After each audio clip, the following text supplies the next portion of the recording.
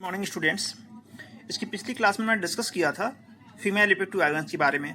ठीक है, हमने ये समझा था कि लैबिया मेजोरा क्या होता है, लैबिया माइनोरा क्या होता है, क्लाइटोरिस क्या होता है, वेजिना क्या होता है और बर्थ कैनाल किससे किससे मिलकर बनी होती है, कैरविक्स क्या होती है।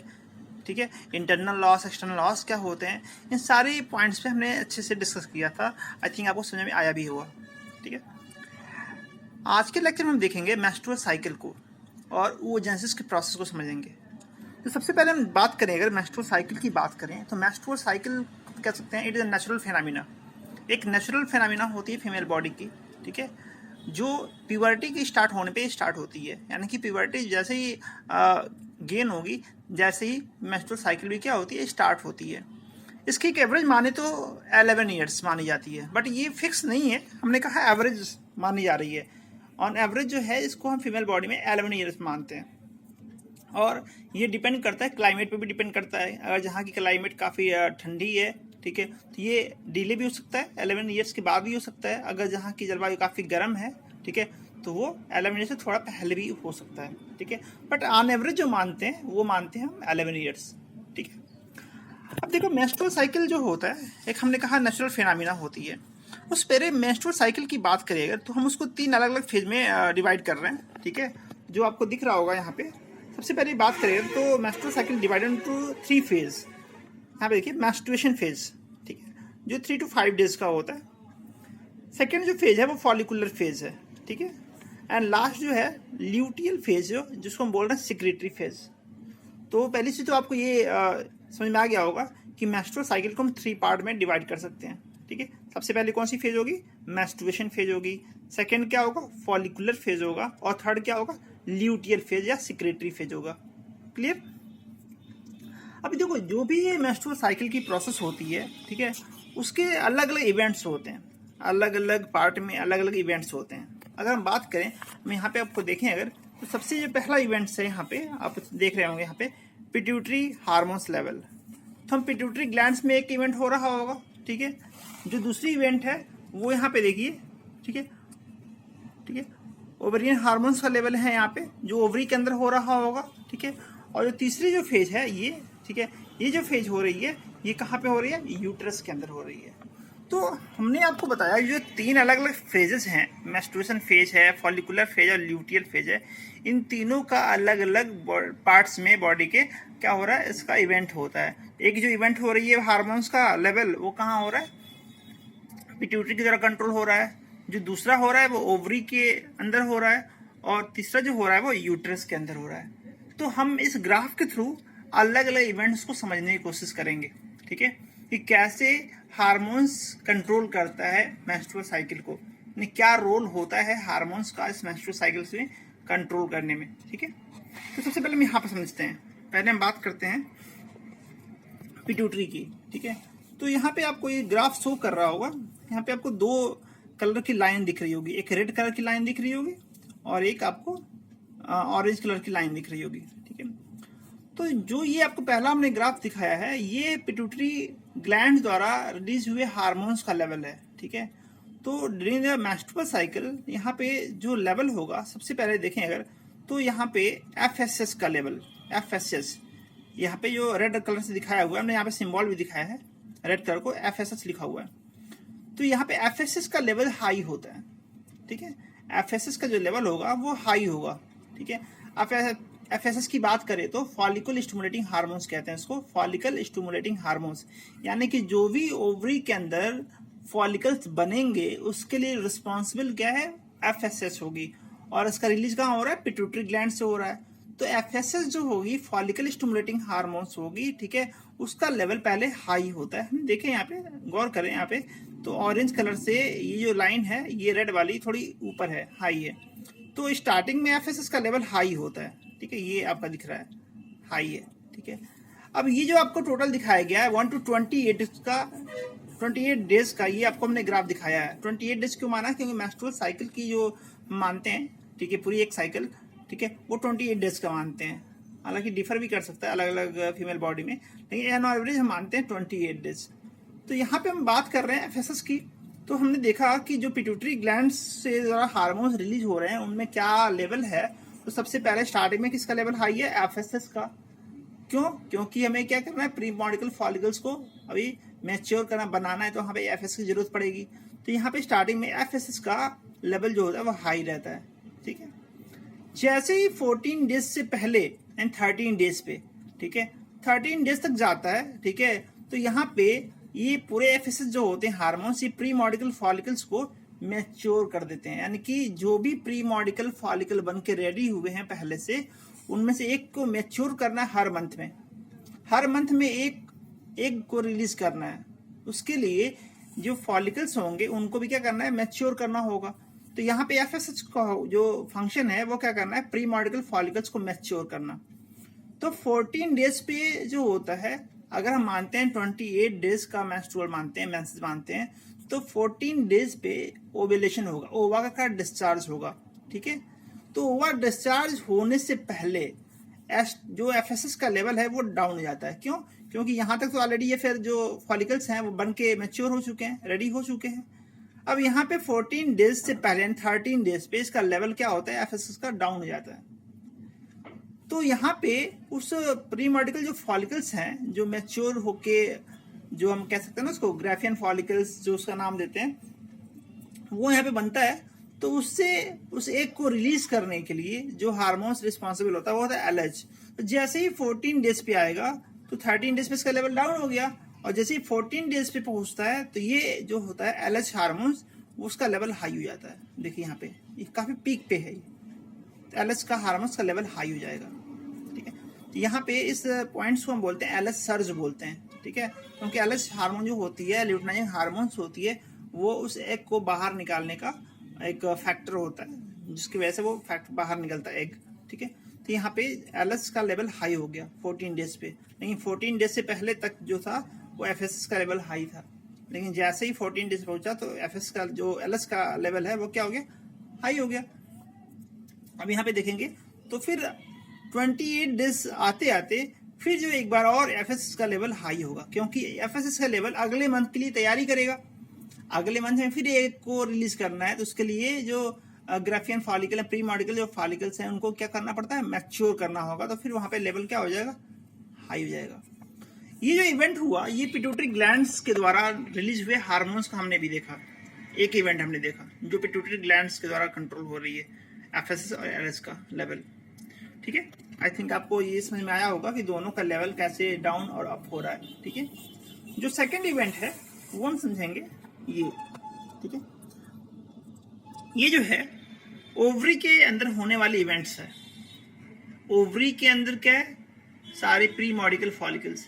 देखो आपको शायद समझ में ना आ रहा हो प्री मॉडिकल फॉलिकल में बार बार क्या कह रहा हूं। देखो एक तो ये होता है कि मेल बॉडी में ऑन प्यूबर्टी होने पे क्या होता है कि स्पर्म्स बनने शुरू हो जाते हैं, ठीक है, प्यूबर्टी पे, ठीक है।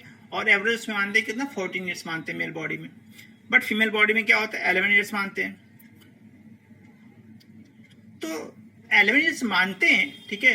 तो वहां पे क्या होता है कि ये प्यूबर्टी पे जब ये गेन करती है फीमेल बॉडी, तो वहां पे बनने नहीं शुरू होते हैं, वहां पे मैच्योर होने शुरू होते हैं। इसका मतलब ये हुआ ऑलरेडी एम्ब्रियोनिक स्टेज पे ही, जब अभी माँ के यूट्रस में बच्ची पल रही होती है, तभी सारे प्री मॉडिकल फॉलिकल्स बन के रेडी कर दिए जाते हैं।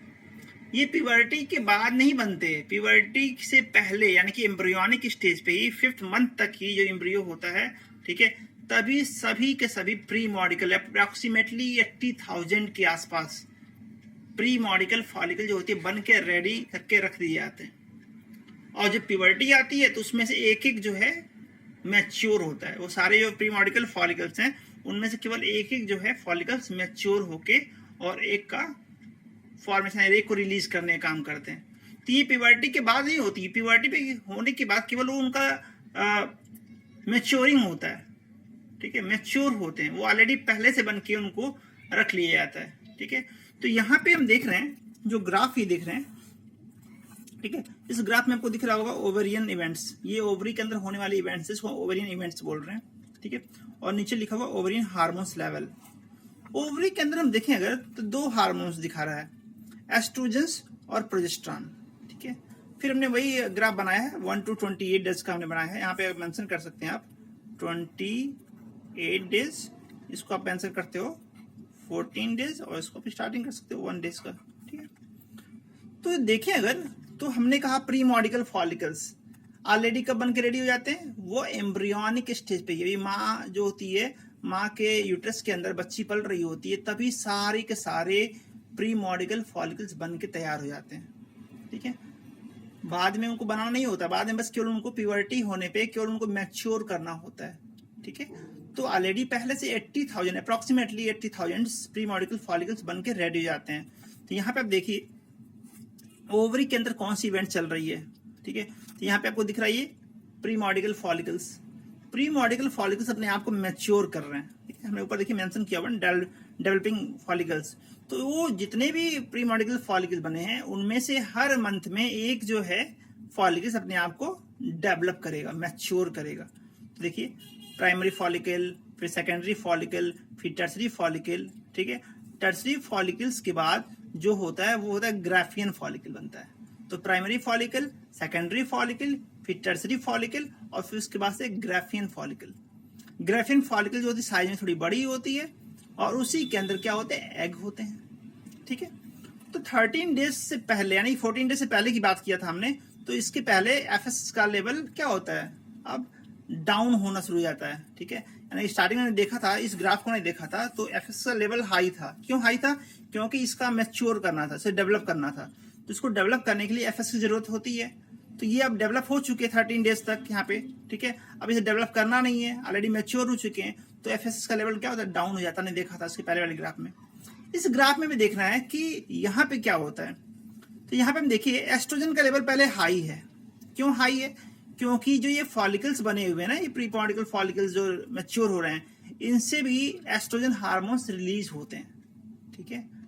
तो यहाँ पे एस्ट्रोजन हार्मोन्स रिलीज होते हैं यहाँ भी, ठीक है। तो यहाँ पे देखिए पहले एस्ट्रोजन का लेवल काफी हाई है, यहाँ पे देखिए हाई है, ठीक है। अब 14 डेज तक ये हाई था एस्ट्रोजन का लेवल, ठीक है। जैसे ही 14 डेज कंप्लीट हुआ, ठीक है, तो यहाँ से हमने बताया था आपको एलएच हार्मोन्स रिलीज होगा। और एलएच हार्मोन्स क्या हुआ, ये इसको ब्रश करने में हेल्प करता है और ये क्या होते हैं, एक यहाँ से रिलीज हो जाते हैं, ठीक है। एक यहाँ से रिलीज हो जाएगा, जो रिमेनिंग जो पोर्शन बचेगा, रिमेनिंग पोर्शन इसका, ठीक है, जो बन जाएगा कार्पस ल्यूटियम। यानी ग्राफियन फॉलिकल से एक तो रिलीज हो गया, अब जो रिमेनिंग जो पोर्शन है वो क्या बन जाएगा, कार्पस ल्यूटियम। और कार्पस ल्यूटियम क्या करेगा, प्रोजेस्टेरॉन को रिलीज करेगा। तो स्टार्टिंग में एस्ट्रोजन का लेवल हाई है, ठीक है, ओवरी से निकल रहा है हार्मोन एस्ट्रोजन, तो लेवल हाई है उसका, ठीक है। लेकिन जैसे 14 डेज के बाद ये जो ग्राफियन फॉलिकल्स है उससे एग रिलीज हुआ, तो जो रिमेनिंग जो पोर्शन है वो होता है कार्पस ल्यूटियम। तो कार्पस ल्यूटियम से कौन से हार्मोन्स रिलीज होंगे, प्रोजेस्टेरॉन। तो आप देख रहे होंगे कि यहाँ पे एस्ट्रोजन का लेवल अब डाउन हो गया, अब प्रोजेस्टेरॉन का लेवल क्या हो गया, हाई हो गया। क्यों, क्योंकि जो कार्पस ल्यूटियम है वो प्रोजेस्टेरॉन को सिक्रीट कर रही है, ठीक है। तो प्रोजेस्टेरॉन को सिक्रीट करेगी तो उसका लेवल क्या हो रहा है, हाई हो गया। लेकिन यहाँ पे देखिए फिर दोबारा यहाँ पे एस्ट्रोजन का लेवल हाई हो रहा है। क्यों, क्योंकि जो कार्पस ल्यूटियम बना हुआ है, इस कार्पस ल्यूटियम से थोड़े बहुत मात्रा में क्या होता है, एस्ट्रोजन हार्मोन्स भी रिलीज होते हैं। तो यहाँ पे देखिए फिर एक बार इसका लेवल हाई हो रहा है। तो यानी कि एस्ट्रोजन का लेवल 2 बार हम देखें 2 टाइम्स यहाँ पे हाई हो रहा है, कि यहाँ पे ओव्यूलेशन से पहले हाई हुआ और एक बार यहाँ पे देखिए ओव्यूलेशन होने के बाद जो कार्पस ल्यूटियम है उनसे क्या हो रहा है, जो रिलीज हो रही है हार्मोन्स एस्ट्रोजन, तो उसकी वजह से भी क्या हो रहा है, हाई हो रहा है। तो अल्टीमेटली इस ग्राफ में हमने देखा 2 बार एस्ट्रोजन का लेवल हाई हो रहा है, ठीक है। और फिर यहाँ प्रोजेस्टेरॉन का लेवल फिर डाउन हो जाएगा लास्ट तक। अब ये प्रोजेस्टेरॉन हार्मोन्स क्यों रिलीज हुआ, ये इस उम्मीद में रिलीज होता है कि जो एग यहाँ से रिलीज हुआ है ग्राफियन फॉलिकल से, वो जाके स्पर्म से फ्यूज करेगा। अगर फ्यूज होता है तो प्रोजेस्टेरॉन तो नीड है, क्योंकि यूट्रस को स्ट्रांग करना होता है। अगर बाय द वे वो फ्यूज नहीं करता है, फर्टिलाइजेशन नहीं होता है, तो कार्पस ल्यूटियम अपने आप को स्लो कर देता है, निकलना सिक्रीट करना कम कर देता है। एटलीस्ट कार्पस ल्यूटियम से होता है कार्पस एल्विगेंस में, ठीक है। तो कार्पस एल्विगेंस में से जाएगा, एट लास्ट क्या होगा, वो डेड कर जाएगा, ठीक है, अपने आप को डीजनरेट कर लेगा। तो कार्पस ल्यूटियम से कार्पस, ठीक है, एल्विगेंस में कन्वर्ट हो जाता है, ठीक है। तो ये प्रोसेसिंग जो होती है हर मंथ में ओव्यूलेशन के लिए स्टार्ट होती रहती है। हर मंथ में ओवा के अंदर ओवरी के अंदर ये प्रोसेस चलती रहती है, इसको बोल रहे हैं ओवेरियन इवेंट। तो आपने देखा स्टार्टिंग में एस्ट्रोजन का लेवल हाई था, ठीक है, 13 डेज तक एस्ट्रोजन का लेवल क्या हो गया, डाउन हो गया, प्रोजेस्टेरोन का लेवल क्या हो गया, हाई हो गया। क्यों हुआ हाई? क्योंकि जो यहाँ से एक रिलीज हुआ ग्राफियन फॉलिकल से, तो रिमेनिंग जो पोर्शन है ग्राफियन फॉलिकल का वो क्या बन गया, कार्पस ल्यूटियम, और फिर कार्पस ल्यूटियम क्या कन्वर्ट कर लेगा, कार्पस एल्विगेंस में। तो कार्पस ल्यूटियम जो होती है उसे हम बोलते हैं एलो ग्लैंड्स, इसे एलो ग्लैंड्स भी कहते हैं, ठीक है। हमने दो अभी फेज देखे हैं, दो इवेंट्स को देखा, एक पिट्यूटरी ग्लैंड्स द्वारा और एक हमने देखा ओवरी के अंदर होने वाले इवेंट्स को देख चुके। जो तीसरा इवेंट्स है वो यूट्रस के अंदर होता है, ये तीसरा जो फेज है। मेंस्ट्रुएशन फेज की बात देखें अगर यहाँ पे, तो ये देखिए मेंस्ट्रुएशन फेज, यानी कि ये जो है फेज मेंस्ट्रुएशन फेज है, ठीक है, जो 3 to 5 डेज तक का होता है। ये जो मेंस्ट्रुएशन फेज है ये पिछले मंथ का है, यानी 3 to 5, यानी पिछले मंथ में, मान लेते कि ये हमने अप्रैल का बनाया है, ठीक है, तो आपको समझाने की कोशिश कर रहे हैं अप्रैल का, यानी कि मार्च में जो ओवा रिलीज हुआ होगा, जो सेकेंडरी ओवा रिलीज हुई होगी, तो उससे अगर स्पर्म फ्यूज नहीं करता है तो वो जो एग है उसे क्या करना पड़ेगा, बाहर की तरफ रिलीज करना होगा। उसके लिए ये मेंस्ट्रुएशन फेज होती है 3 to 5 डेज का। तो ये देखिए ये 3 to 5 डेज का मेंस्ट्रुएशन फेज हो गई यहाँ तक। अब इसके बाद जो है स्टार्ट होगा फॉलिकुलर फेज, यानी वही फेज होगी जिसमें हमने कहा आपको प्री मॉडिकल फॉलिकल, प्राइमरी फॉलिकल, फिर सेकेंडरी फॉलिकल, फिर टर्सरी फॉलिकल, फिर ग्राफियन फॉलिकल। तो सारे जो फॉलिकल्स हैं वो 13 डेज तक क्या होते हैं, मैच्योर हो जाते हैं। यानी जितने भी 80,000 हैं उनमें से एक जो फॉलिकल्स है अपने आप को हर मंथ में क्या करेगा, मैच्योर करेगा। तो हमने देखा मेंस्ट्रुएशन फेज के बाद 5 तक था, 3 to 5 डेज का मेंस्ट्रुएशन फेज होता है। उसके बाद हमने देखा क्या हुआ, उसके बाद जो प्री मॉडिकल फॉलिकल है अपने आप में डेवलप करेगा, ठीक है, मैच्योर करेगा, किसके हेल्प से, FSH हार्मोन्स के हेल्प से, ठीक है, फॉलिकल स्टिमुलेटिंग हार्मोन्स के हेल्प से क्या करेगा, अपने आप को मैच्योर करेगा। तो प्राइमरी फॉलिकल, फिर सेकेंडरी फॉलिकल, फिर टर्सरी फॉलिकल और फिर ग्राफियन फॉलिकल। तो 14 डेज से पहले तक अपने आप को क्या कर लेते हैं, वो ग्राफियन फॉलिकल में मैच्योर कर लेते हैं, ठीक है। और उस समय तक, ठीक है, यहाँ पे देखें तो यहाँ पे 14 डेज की बात करें तो इसको हम बोल रहे हैं फॉलिकुलर फेज, जो मैच्योर हुआ प्री मॉडिकल फॉलिकल, प्राइमरी और सेकेंडरी और टर्सरी बोल रहे हैं, और फिर ग्राफियन फॉलिकल, तो उसे बोला हमने फॉलिकुलर फेज। अब 14 डेज के बाद अगर वो फर्टिलाइज नहीं करता है, ठीक है, तो उसके लिए क्या होता है, फॉलिकुलर फेज के स्टार्ट हो जाती है। फॉलिकुलर फेज जब स्टार्ट होती है तभी यूट्रस के एंडोमेट्रियम में, जो एंडोमेट्रियम जो ईयर वॉल होती है उसमें प्रिपरेशन शुरू हो जाती है, उसको स्ट्रांग करने की प्रिपरेशन शुरू हो जाती है, धीरे धीरे उसको मजबूती लाई जाती है, जो उसके आर्टरीज होते हैं अपने आप को थोड़ा थोड़ा मॉडिफाइड करते हैं, ठीक है। जो यूट्रस की जो आर्टरीज होती है थोड़ा सा वो स्पाइरल होती है, क्वाइल्स होती है, ठीक है। तो अपने आप को वो देखिए यहाँ पे थोड़ा सा ये अपने आप को मोटिवेट कर रहे हैं, ये थोड़ा सा डेवलप हो रहे हैं, ठीक है। और अगर उसका फ्यूजन नहीं होता है, फर्टिलाइजेशन नहीं होता है, जो आप देख रहे हैं ना ये आर्टरीज स्पाइरल, ये है यूट्रस से वॉल से काफी कनेक्ट हुई है ये आर्टरीज जो स्पाइरली कनेक्ट है। अगर फर्टिलाइजेशन नहीं होता है तो ये सेट ऑफ हो जाते हैं, झड़ने शुरू हो जाते हैं, ये सभी जो आर्टरी हैं ये झड़ जाते हैं, ठीक है। और एंडोमेट्रियम वॉल का जो लेयर है वो भी क्या होता है, सेट ऑफ हो जाता है, झड़ जाता है। जब झड़ेगा, सेट ऑफ होगा एंडोमेट्रियम वॉल की लेयर्स और उसके आर्टरीज, तो क्या होगा, वो ब्लीडिंग्स होगी, ब्लड के थ्रू वो क्या होगा, वेजिना से बाहर वो सिक्रीट होगा, ठीक है। तो उस ब्लीडिंग में क्या होगा, वो जो एग है जो फ्यूज नहीं हुआ वो होगा, ठीक है, और एंडोमेट्रियम की कुछ लाइनिंग्स होगी, ठीक है। तो ये सभी जो होते हैं उसको बॉडी से बाहर रिलीज किए जाते हैं, जिसे हम बोल रहे हैं सिक्रेटरी फेज बोल रहे हैं, सिक्रेटरी फेज। तो ये आपने समझा आज कि कैसे मेंस्ट्रुअल साइकिल, कैसे हार्मोन्स कंट्रोल करते हैं और कैसे हम उसको समझ सकते हैं कि मेंस्ट्रुअल साइकिल में कैसे हार्मोन्स का क्या रोल होता है। तो हमने आज देखा पिट्यूटरी ग्लैंड्स के द्वारा होने वाले जो रिलीज होने वाले हार्मोन्स है FSH और LH, उसका हमने ग्राफ समझा, कब कौन हाई होता है। हमने ओवरी के अंदर देखा, ठीक है, ओवरिन इवेंट कैसे जो भी प्राइमरी फॉलिकल हैं वो प्राइमरी फॉलिकल्स, फिर सेकेंडरी फॉलिकल, टर्सरी फॉलिकल, फिर ग्राफियन फॉलिकल, और ग्राफियन से कार्पस ल्यूटियम, फिर कार्पस एल्विगेंस में कन्वर्ट हुआ। यहाँ पे 14 डेज पे ओव्यूलेशन हो गए, ठीक है। इसको हमने समझा कौन कौन से लेवल हार्मोन्स के होते हैं। तो एस्ट्रोजन का लेवल 2 बार हाई हो रहा है, ठीक है, और एक बार प्रोजेस्टेरोन का लेवल हाई हो रहा है। प्रोजेस्टेरोन जो होता है मेन इसका फंक्शन होता है यूट्रस को स्ट्रांग करना, ठीक है, इसे कॉमनली बोलते हैं, ठीक है, anti abortion hormone. Progesterone is commonly known as anti abortion hormones बोलते हैं इसको, ठीक है। और जैसे रिलीज होता है कार्पस ल्यूटियम से, उसे येलो ग्लैंड बोलते हैं, ठीक है। ये हमने समझा ओवरियन इवेंट्स को। यहाँ पे यूट्रस के अंदर होने वाले इवेंट को हमने समझा। ये पहला 3 to 5 डेज तक जो होती है, यहाँ पे देखिए 3 to 5 डेज तक ये मेंस्ट्रुएशन फेज है। ये पिछली मंथ का ये अगर ओवा है और फ्यूज नहीं हुआ है तो उसके लिए डिस्चार्ज हो रहे हैं ये। उसके बाद क्या हुआ, यहाँ पे देखिए फॉलिकुलर फेज लिखा हुआ है, यानी कि फॉलिकल्स क्या हो रहे हैं, मैच्योर डेवलप हो रहे हैं, ठीक है।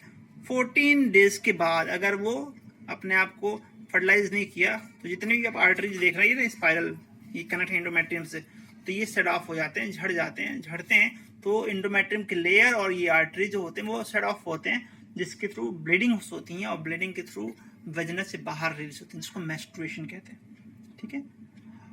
एक चीज और आपको बतानी है कि फर्स्ट टाइम अगर मेंस्ट्रुएशन साइकिल स्टार्ट हो रहा है, दैट इज नोन एज मेनॉर्च, इसको मेनॉर्ची बोलते हैं। सबसे पहली बार जब 11 ईयर्स पे वो स्टार्ट हो रही है, दैट इज नोन एज मेनॉर्ची, ठीक है। एंड परमानेंटली जब हमेशा के लिए वो स्टॉप हो जाती है, दैट इज मेनोपाज, जैसे बोलते हैं मेनोपाज। अप्रोक्सीमेटली 45 ईयर्स तक ये हो जाते हैं, बंद हो जाते हैं, ठीक है। अलग अलग फीमेल बॉडी में अलग अलग होता है, डिपेंड करता है बॉडी पे और न्यूट्रिशन के बेस पे वो डिपेंड करता है, बट वैसे हम एवरेज मानते हैं 45 ईयर्स तक। तो 11 ईयर से स्टार्ट हुआ, 45 से ब्लॉक हो गया, स्टॉप हो गया, तो जो इसके 20 का जो टाइमिंग है, जो ईयर्स हैं, that is known as fertile year, उसको हम बोल रहे हैं फर्टाइल ईयर। फर्टाइल ईयर क्यों ने बोला, क्योंकि इस 20 तक ही क्या है चांसेस हैं, ठीक है, कि ओवा रिलीज होएगा, ठीक है। रिलीज होगा तो क्या होगा, स्पर्म से फ्यूज करेगा, फिर वो बेबी को कंसीव कर सकती है। अगर एक बार मेंस्ट्रुअल साइकिल ब्लॉक हो गई, बंद हो गई, तो फिर वो बच्चे कंसीव करने की कोई चांसेस नहीं है, ठीक है। तो आज के लेक्चर में हमने समझा मेंस्ट्रुएशन साइकिल को, नेक्स्ट लेक्चर में हम समझेंगे ओवोजेनेसिस को। तब तक के लिए पढ़ते रहिए, धन्यवाद।